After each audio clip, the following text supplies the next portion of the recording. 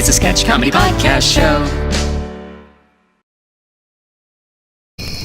Uncle Jimmy, tell us a ghost story around the campfire.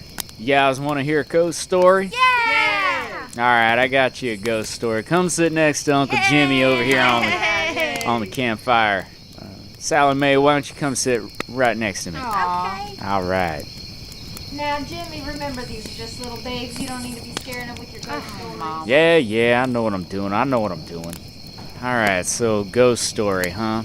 I think I got a good one for you guys. Scary one. You want a scary one? Yeah, All right, I super got scary. you a scary one. I heard this one up in Folsom. All right, so on the radio, there had been all of these reports about a scary man that had escaped from the state insane asylum. You guys know what an insane asylum is, right? Yes, the nut house.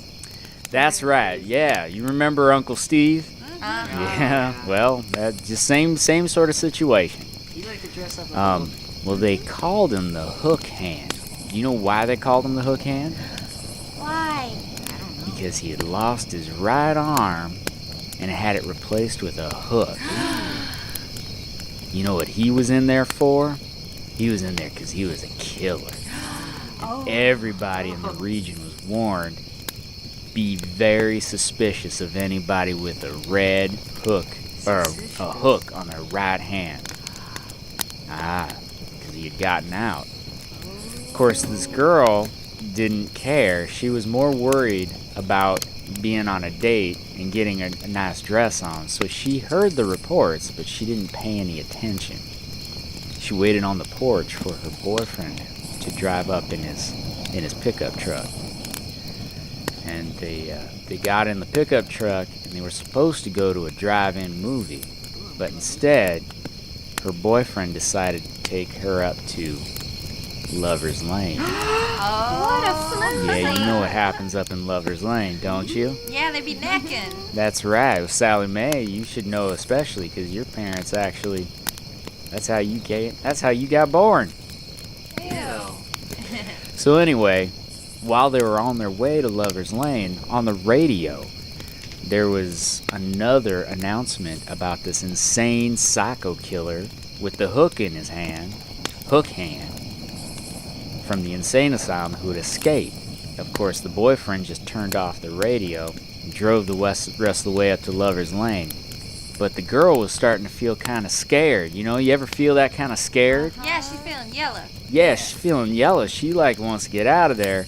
So she tells her boyfriend, I don't feel so comfortable because the insane asylum's only like a hop, skip, and a jump up the road from Lover's Lane. That's not very And he gets really frustrated with her and is like, ain't nothing to worry about. So he just locks the doors and calls it good. Well, as they're sitting there, leans in to whisper sweet nothings in her ear and gives it a little bit of necking.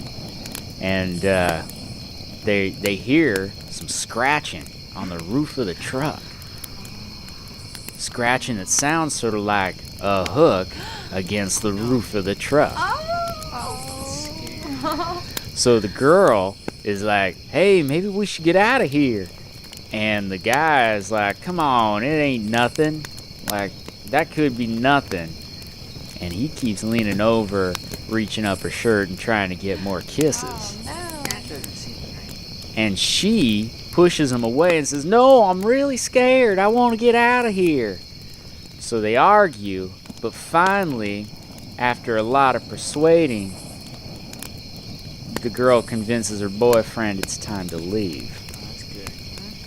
So he's upset. Yeah. So he skids out, drives off real fast, Yeah. throwing gravel and everything all over the place. And finally gets back to the girl's house and is so upset, doesn't even get out of the car and walk around and open the door for the girl. He just says, hey, get out. So she gets out, and as soon as she gets out of the car, she starts screaming. You know why she was screaming? Why? Why? Because the guy with the red hook came down and smashed her head in. And then as she was falling to the ground, he grabbed her by the neck and squeezed until her eyeballs popped out. Then he took the hook and ripped it right down the center of her chest and pulled out her still beating heart and took a big bite out of it. And then, when the boyfriend realized what was going on, that's when the hook guy got into the car, grabbed him by the eyeball and pulled his eyeball out, and then pulled him by the scruff of the neck out, and then stuck the hook up his bunghole and ripped it until he was all the way open from the tip of his bunghole all the way up to the back of his neck. And then what he did was he put him on like a pair of shoes and walked around with him for a little bit. And when all that was said and done, the guy set a fire to the house and killed all of their kin. That's terrible. And you know what the moral of this story is? No, Uncle Jimmy. What is it? If you lose a limb because of a thresher or a firework, make sure you replace it with a hook. And you better keep that shit sharp, because you never know when you're gonna need it.